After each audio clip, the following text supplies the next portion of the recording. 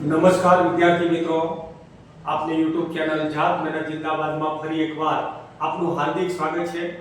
મિત્રો, ગણિતમાં પાયાનું જ્ઞાન એની એક જબરજસ્ત શ્રેણી તૈયાર કરી છે આપણે, અને એમાં દરરોજ એક નવો વિડિયો મુકાય છે. એકાંતરે ચોક્કસ સમયે એક નવી જ માહિતી લઈને આ વિડિયો આવે છે. મિત્રો, ઘણા વ્યુઅર્સ અથવા તો પરીક્ષાની તૈયારી કરતા વિદ્યાર્થીઓ આ વિડિયોને ધ્યાનપૂર્વક જુએ છે. મિત્રો, એનાથી અમને પ્રેરણા મળે છે અને કંઈક નવી માહિતી સાથે, કંઈક નવા મુદ્દા સાથે તમારી સામે અમે ઉપસ્થિત થઈએ છીએ. મિત્રો, ઇન્ટેલિજન્સ પરિવાર તરફથી આ શ્રેણી એટલા માટે તૈયાર કરી છે કે જે સ્પર્ધાત્મક પરીક્ષાઓ આપે છે એવા વિદ્યાર્થીઓ ભૂતકાળમાં અનેક મુદ્દાઓ ભણી ચૂક્યા છે, પણ એનું વિસર્જન થઈ ગયું હોય, બાષ્પીભવન થઈ ગયું હોય, એ અમને યાદ ના હોય, ત્યારે નવેસરથી એ મુદ્દાઓ શીખે, એના સૂત્રોનું જ્ઞાન મેળવે અને એના આધારે ઝડપથી અને ચોકસાઈપૂર્વક ગણતરી કરે. કારણ કે સ્પર્ધાત્મક પરીક્ષાઓની અંદર નાનકડા દાખલાઓ હોવા છતાં પણ એમાં વધારે સમય માંગી લે છે. મિત્રો, તો આવા જે દાખલાઓ છે એક સરળ રીતે કેવી રીતે આપણે ગણી શકીએ એના માટેની વિવિધ પદ્ધતિઓ આપવા માટેનો આપણે પ્રયાસ કરીએ છીએ. તો આ વિડિયોને તમારે અંત સુધી જોવાના છે.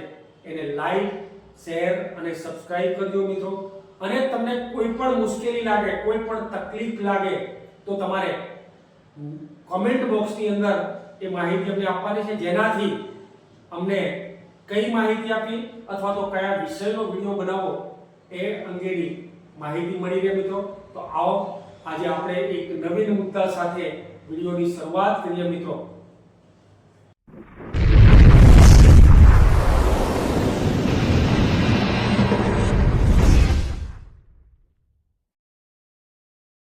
એક નવા મુદ્દાની ચર્ચા કરીએ છીએ, એ છે ટકાવારી.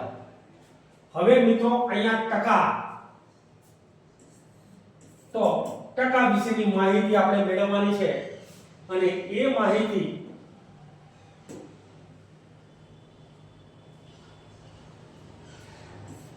ટકા એટલે શું એના વિશેનું પાયાનું જ્ઞાન આપણે મેળવવું છે. મિત્રો, ટકા એટલે શું?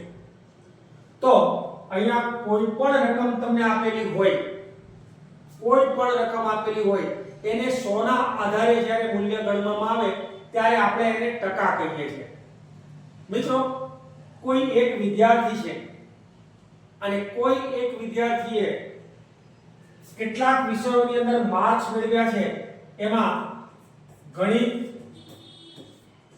અંગ્રેજી, વિજ્ઞાન અને સામાજિક વિજ્ઞાન, આ 4 વિષયો છે. હવે એ નામનો વિદ્યાર્થી છે, એ નામનો વિદ્યાર્થી ગણિતમાં 100 માંથી 90 માર્ક મેળવે છે, અંગ્રેજીમાં 85 માર્ક મેળવે છે, વિજ્ઞાનમાં પણ 85 માર્ક મેળવે છે અને સામાજિક વિજ્ઞાનમાં 80 માર્ક મેળવે છે. મિત્રો, એની તુલનામાં બી નામનો વિદ્યાર્થી જે છે એ ગણિતમાં 100 માંથી 100 માર્ક મેળવે છે, અંગ્રેજીમાં 90 માર્ક મેળવે છે, વિજ્ઞાનની અંદર 90 માર્ક મેળવે છે, સામાજિક વિજ્ઞાનનું પેપર એ નથી આપી શકતો.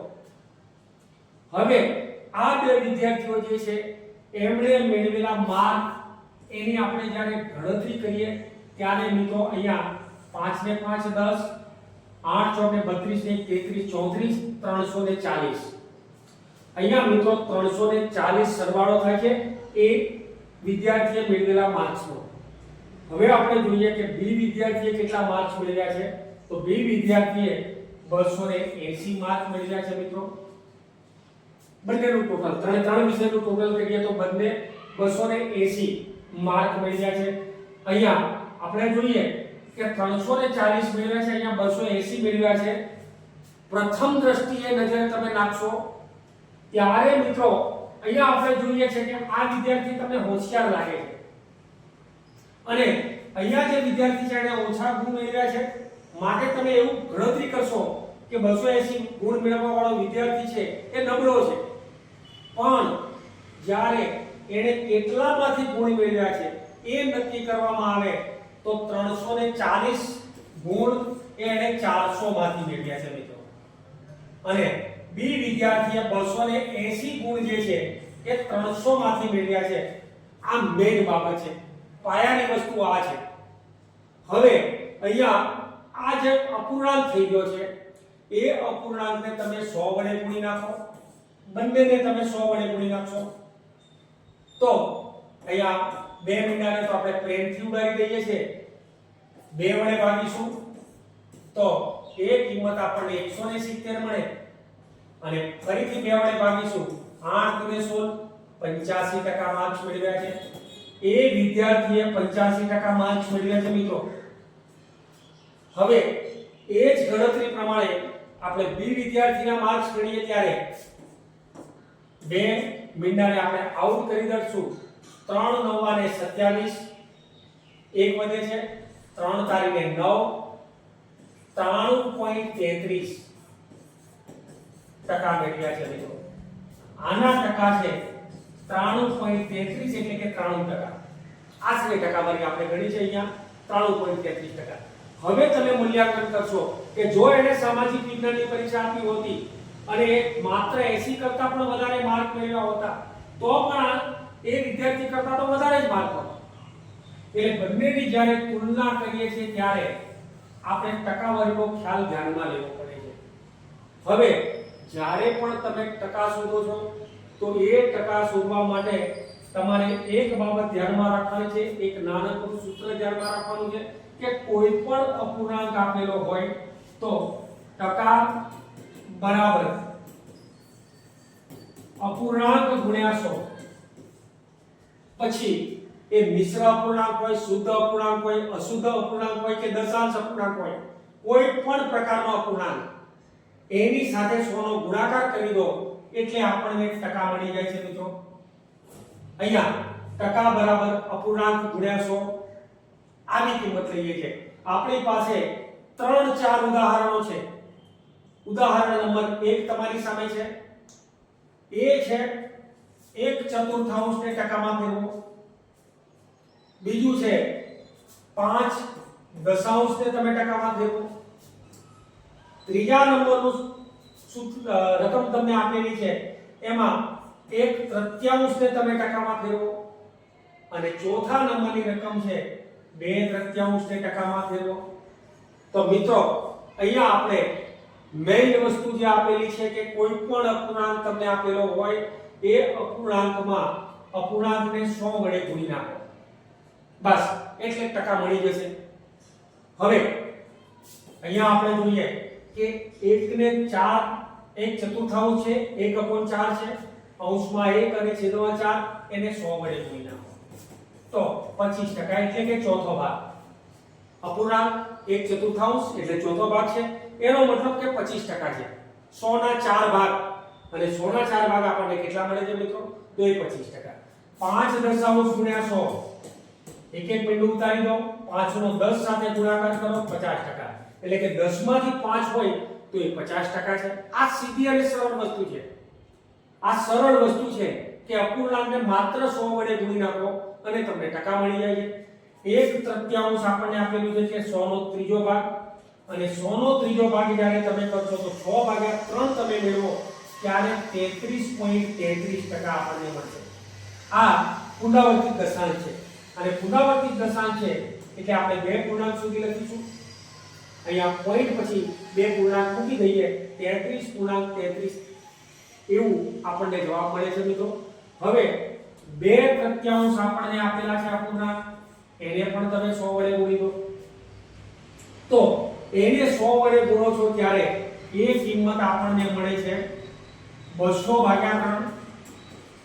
હવે 200/3 જ્યારે આપણે કરીએ છીએ ત્યારે 3 × 6 = 18, 2 વધે, ફરીથી પાછા 3 × 6 = 18, 2 વધે, પોઈન્ટ 3 × 6 = 18 તો 66.67. 200/3 કરશો ત્યારે તમને 66.67 એવી ટકાવારી મળે છે મિત્રો. તો ટકા બરાબર અપૂર્ણાંક ગુણ્યા 100. યાદ રહી જશે મિત્રો, સરળતાથી યાદ રહી જાય એવું છે, એકદમ ઈઝી છે. હવે જ્યારે તમને ગુણોત્તર આપેલો હોય, રકમ આપણને આપેલી છે, રકમ છે આપણી પાસે 3/4. હવે 3/4 ને તમારે એને ગુણોત્તરને ટકામાં ફેરવવા છે. હવે ગુણોત્તરને જ્યારે ટકામાં ફેરવો છો ત્યારે 3/4 આપેલા છે એને 3/4 સ્વરૂપે પણ લખી શકાય છે ને મિત્રો. તો ત્યાં ટકાનું સૂત્ર આપણે આ રીતે લઈશું. ટકા બરાબર જે તે ગુણોત્તર છે એ ગુણોત્તર ગુણ્યા 100. શું કરવાનું છે? ટકા બરાબર ગુણોત્તર ગુણ્યા 100. અહીંયા ગુણોત્તર આપણને આપેલો છે 3/4 અને ગુણ્યા 100. હવે 25 × 100 100 થી 4 નો છેદ ઉડાડો તો તમે અને એ કિંમત આપણને મળે 75%. તો ટકા 75% આપણે મેળવી શકીએ છીએ. અહીંયા તમે જુઓ છો મિત્રો કે ગુણોત્તર જે છે એ જ અપૂર્ણાંક છે. હવે આ વસ્તુઓનો ક્યારે ઉપયોગ થાય છે મિત્રો? આવા પ્રકારની વસ્તુઓ, આવી ઝડપી ગણતરી ક્યાં કરી શકીએ?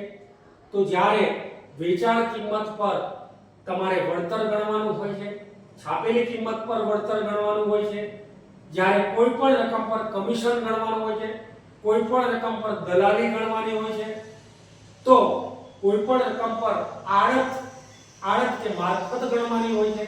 આવી રકમો ગણવા માટે હંમેશા તમારે આ સૂત્રનો ઉપયોગ કરવાનો છે. કોઈ મકાનની કિંમત 5 લાખ છે અને એની પર 2% લેખે આપણે દલાલી ગણવી છે, તો એ દલાલી તમે આ સૂત્ર પ્રમાણે ગણી શકો છો મિત્રો. તો અહીંયા આપણે જોઈએ છે કે 2 લાખ પર 5 લાખના મકાન પર માણસને 2000 મળ્યા છે, તો દલાલીના ટકા કેટલા છે? આપણી પાસે એવી રકમ હોય કે 5 લાખનું મકાન છે અને એને દલાલી મળી છે 2000 રૂપિયા. મકાન 5 લાખમાં ના મળે, મકાન 50 લાખમાં મળે, તો અહીંયા 1 મહિનો વધારો તો પછી દલાલી 20000 થઈ જશે. પણ આપણે ખાલી ગણતરી કરવી છે કે મકાન 5 લાખનું છે અને દલાલી 2000 મળી છે. તો સૌ પ્રથમ તો આ રકમને આપણે અપૂર્ણાંકમાં લખીશું. 2000 ભાગ્યા 5 લાખ અને ટકાવારી ગણવા માટે આપણે લેવાના છે ગુણ્યા 100. હવે મિત્રો અહીંયા જોઈએ ત્યારે 3, 4 અને 5 આ 5 મીંડાઓ આપણા આરામથી જતા રહેશે મિત્રો. હવે અહીંયા બે રકમ જે આપેલી છે એને 5 વડે ભાગો તો એ કિંમત 0.4%. આ 0.4% દલાલી એ જે તે વ્યક્તિએ મેળવી છે. તો આ પ્રકારે કોઈ પણ રકમ તમને આપેલી હોય એ રકમની ટકાવારી તમે શોધી શકો છો મિત્રો. વળતર માટેની, કમિશન માટેની, ગમે તે ગણતરી કરવા માટે તમે આ રીતે ટકાનો ઉપયોગ કરી શકો. હવે જ્યારે તમને ટકા આપેલા હોય અને ટકા ઉપરથી કોઈ રકમ આપણે શોધવાની હોય તો એ ગણતરી આપણે કેવી રીતે કરી શકીએ? તો અહીંયા આપણને રકમ આપેલી છે કે અમુક રકમના 50% બરાબર 200. આવી રકમ છે. અમુક રકમના 50% બરાબર 200. તો અમુક રકમ જે છે એને તમે x ધારી લેશો. અમુક રકમ બરાબર રૂપિયા x છે. હવે આપણે શું કરીએ છીએ કે x ના 50% બરાબર આપણને 200 મળે છે. અમુક રકમના 50% બરાબર 200 છે તો x ના 50% બરાબર 200 મળે છે. 50% છે અને x ના 50% છે માટે આપણે 50 ની નીચે 100 મૂકીશું અને ગુણ્યા 200. આ રીતે ગણતરી કરીશું તો સરળતાથી અમુક રકમ, જે મૂળ રકમ તમારે મેળવવાની છે એ મૂળ રકમ તમને મળી જશે. x બરાબર 200. અહીંયાથી 100 ભાગાકારમાંથી તમે ઉપર લઈ જશો એટલે કે ગુણાકાર થશે. તો ગુણાકારમાં 100 મૂકીશું અને 50 સાઈડ ચેન્જ કરો ત્યારે ગુણાકારમાંથી એટલે કે ઉપર છે તો એને નીચે લાવી દો. આવી રકમમાં માથું નીચે પગ ધર કરીને શીર્ષાસન કરી દેવાનું. એટલે કે ઉપરની રકમને નીચે લઈ લો, નીચેની રકમને ઉપર લઈ જાઓ. મિત્રો અહીંયા જ્યારે સાઈડ ચેન્જ, દિશા બદલો કરો છો ત્યારે બરાબરની જે નિશાની છે, બરાબરની નિશાનીથી ઉલટી પ્રક્રિયા કરવાની છે. હવે એ કરીએ છીએ ત્યારે ગુણાકાર ભાગાકારમાં આપણે વ્યસ્ત ધ્યાનમાં લેવાના અને સરવાળા ભાગાકારમાં આપણે વિરોધી ધ્યાનમાં લેવાના. એટલે કે પ્લસ હોય તો માઈનસ કરી દો, માઈનસ હોય તો પ્લસ કરો. અહીંયા ગુણા હોય તો ભાગા કરો અને ભાગા હોય તો ગુણા કરો. હવે આ રકમનું જ્યારે આપણે છેદ ઉડાડીએ ત્યારે એક એક મીંડું આઉટ થાય છે. અહીંયા 5 દુને 10 એટલે કે 400. આપણે જોઈએ છે કે અમુક રકમ એ રૂપિયા x છે એના 50% 200 છે. હવે તમે ગણતરી કરશો તો 400 ના 50% એટલે 400 ના અડધા થયા અને 400 ના અડધા આપણને કેટલા મળે મિત્રો? 200 મળે. છે રમત એકદમ. એવી જ રીતે એક બીજી રકમ આપણને આપેલી છે કે અમુક રકમના 1200 થાય છે, કોઈ રકમના 30% બરાબર 1200. અહીંયા મિત્રો આપણે ગણતરી કરીએ ત્યારે કોઈ રકમ એને આપણે x લઈએ છે, 30% છે તો 30/100 બરાબર તમારે 1200 લેવાના છે. હવે x બરાબર 1200 ગુણ્યા 100 ભાગ્યા 30. હવે આને તો આપણે પ્રેમથી આરામથી ઉડાડી દઈએ. 12000 ને તમે 3 વડે ભાગો ત્યારે તમને તે રકમ મળે છે 4000. તો 4000 ના 30% બરાબર 1200 થશે. ગણતરી મારવી હોય તો તમે કરી શકશો મિત્રો. તો આવી રીતે તમે ચોક્કસ રકમ શોધી શકો છો. હવે કેટલાક દાખલાઓ આપણે જોઈએ છે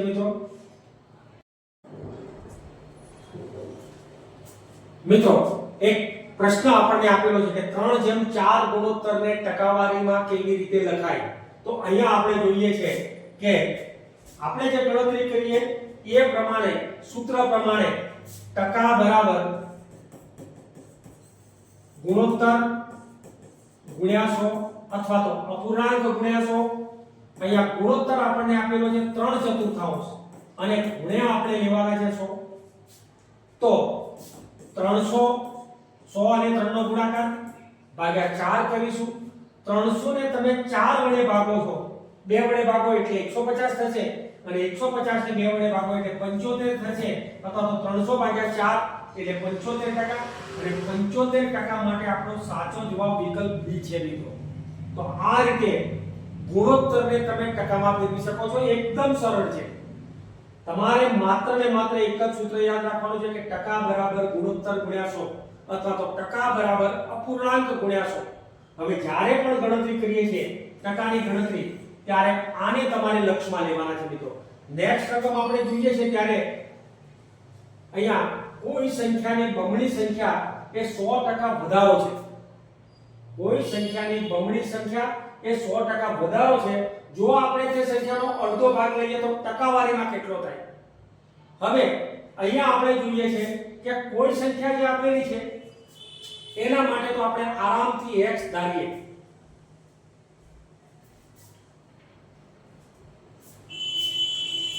કોઈ સંખ્યા આપણને આપેલી છે એના માટે આપણે x ધારીશું. હવે કોઈ સંખ્યાની બમણી સંખ્યા છે તો x ના બમણા બરાબર આપણા માટે 2x થશે. x ના બમણા એ 100% વધારો સૂચવે છે. આનો મતલબ થયો કે 100% વધારો સૂચવે છે. એટલે કે 2x હતા એમાંથી x બાદ કરો ત્યારે આપણને વધારો મળે. આ વધારો થયો બરાબર. એ વધારો ટકામાં કેટલો છે? 100% છે. હવે આપણને શું કહેવાય છે કે તે સંખ્યાનો અડધો ભાગ. તો તે સંખ્યાનો અડધો ભાગ શું થશે?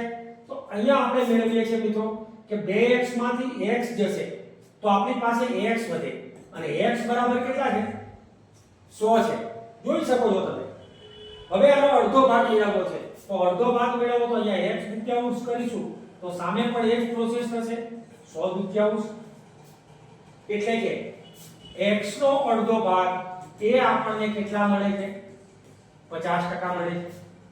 જે રકમ આપેલી છે x એનો અડધો ભાગ જ્યારે તમે કરો છો ત્યારે એ કિંમત આપણને કેટલી મળે? 50%. તો ત્યાં આપણે ગણતરીમાં વિકલ્પ બી પસંદ કરીશું કે 50% મળે. બમણા કરો છો તો 100 નો વધારો થાય છે તો અડધા કરી નાખો.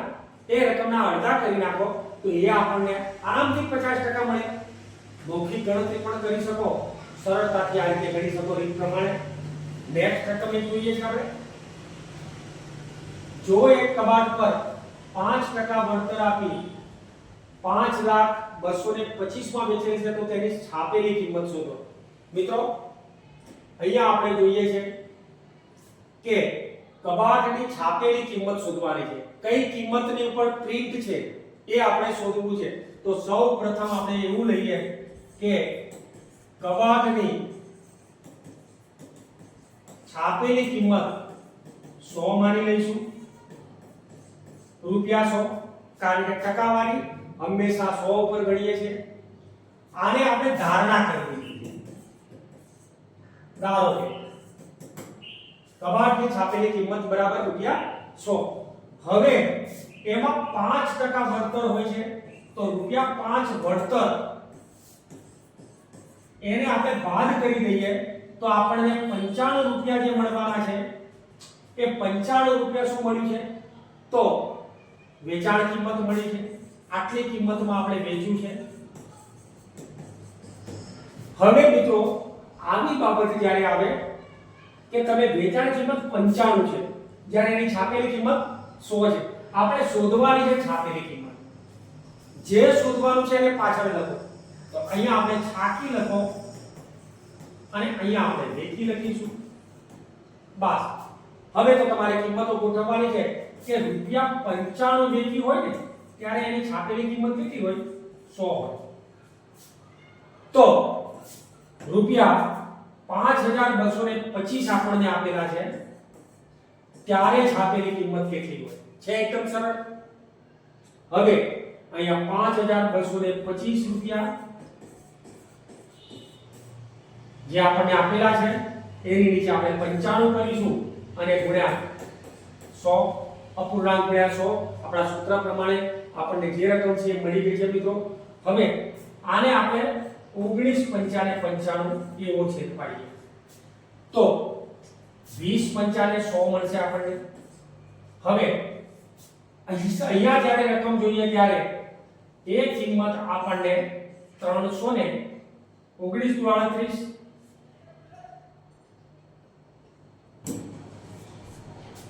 તો એને આપણે 19 વડે ભાગીએ ત્યારે 275 મળે છે મિત્રો. 5225 ભાગ્યા 19 બરાબર 275. આ 275 ને તમે 20 વડે ગુણાકાર કરી નાખશો તો એ કિંમત આપણને 5500 મળે. 5 × 10 27 × 54 = 55. આ 5500 જે છે એ આપણા માટે પ્રિન્ટ ભાવ છાપેલી કિંમત જે છે તો પ્રિન્ટેડ પ્રાઇસ આપણને મળે છે અને એના માટે સાચો વિકલ્પ આપણો સી છે મિત્રો. તો ટકાવારીને લગતા આવા દાખલાઓ, અનેક દાખલાઓ એ તમારે ગણતરી કરવાની છે. જે દાખલાઓની ગણતરી નથી ફાવતી તો એને વારંવાર આ વિડિયો જુઓ. એની અંદર કઈ રકમોની કઈ ટેકનિકથી આપણે ગણતરી કરીએ છીએ, કઈ વસ્તુ શોધવી છે એનો તમને ખ્યાલ આવવો જોઈએ મિત્રો. આ અને આવા અનેક વિડિયો સાથે આપણે ફરીથી મળીશું. ત્યાં સુધી સર્વેને જય હિન્દ.